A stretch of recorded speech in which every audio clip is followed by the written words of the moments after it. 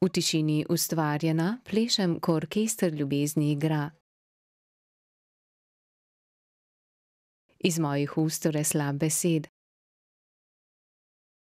Vem, ne razumeš me, a vse pove moj pogled. To je le nekaj utrinkov iz pesmi Visoko nad oblaki, ki jo je za kampanjo Zvoke v roke v sodelovanju z Zvezo društev gluhih in naglušnih Slovenije ob letošnjem 14. novembru, dnevu slovenskega znakovnega jezika, zasnovala agencija Pristop, medijsko pa podprl Val 202.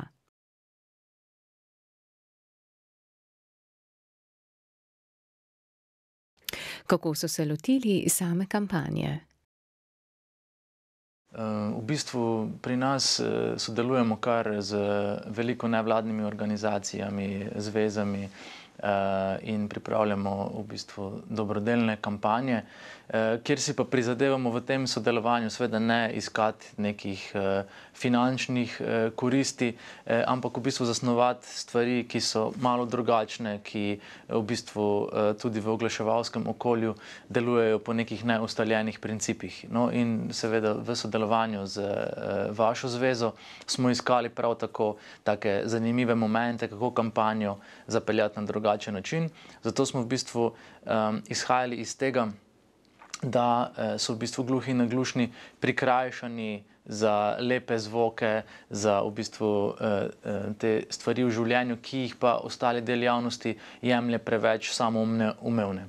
Zato smo v partnerstvu z Valom 202 zasnovali prvi del kampanje, kjer so poslušalci povedali, kaj so njihovi najljubši zvoki, potem smo jih uvrstili na lestvico in so ljudje izglasovali 3 zmagovalne zvoke.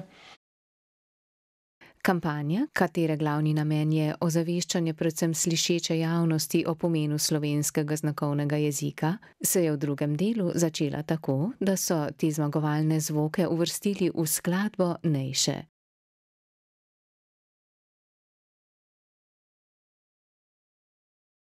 Popularna pevka je na temo gluhote napisala avtorsko skladbo Visoko nad oblaki in izbrane 3 zvoke zlila z glasbo.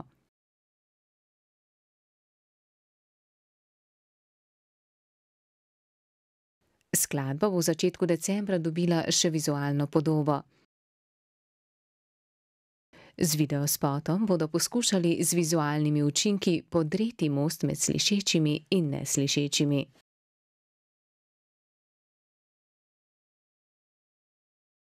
Zato bo del spota zelo barvit, zelo pojasnjevalen, tudi povedal bo tudi del zgodbe Miss Universe in kako je pač prišlo do poškodbe njenega sluha. In seveda tolmačka bo vse to prenesla, kar se besedila tiče, uporabnikom. Moja naloga je pa, da jih še vizualni del v bistvu malo ponese v oblake, če je že naslov skladbe Visoko med oblaki. Da je glasba resnično univerzalen jezik, je prepričana tudi Nejša. Z optimističnim besedilom je želela pokazati, da sluh ni edino človekovo čutilo. Govorim v bistvu o tem, da kako ta joie de vivre, kako ta sreča, kako ta ljubezen, čist zanemarta te pojme, da ti pa kaj manjka. Če ne slišiš, pa zik bolj vidiš, bolj čutiš, vse se ti izostrijo ostala čutila, ne. In da tudi ne rabiš, mislim, če imaš neslišečega partnerja, ne, da lahko še vsem s tabo sliši ptice pet visoko nad oblaki, ne, takrat, ko so metuljčki v trebuhu. In no, malo sem na to apelirala, da ne smemo mi razlik delati v glavah, mi, ki nam je podarjeno, da lahko operiramo z vsemi čutili. Zakaj so kampanjo naslovili Zvoke v roke?